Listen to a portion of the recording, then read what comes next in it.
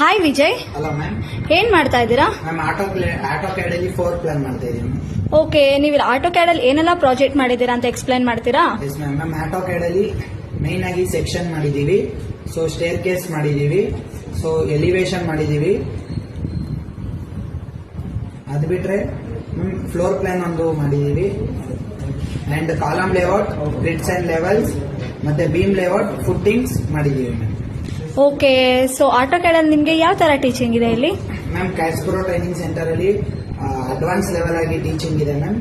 So ಅಷ್ಟೇ ಚೆನ್ನಾಗಿ ನಾವು ಕಲಿತಾ ಇದೀವಿ ಮ್ಯಾಮ್. ಸೊ ತುಂಬಾ ಹೆಲ್ಪ್ ಆಗ್ತಿದೆ. ನಿಮ್ದು ಸಿವಿಲ್ ಬ್ಯಾಕ್ ಗ್ರೌಂಡ್ ಅಲ್ವಾ? Yes ma'am.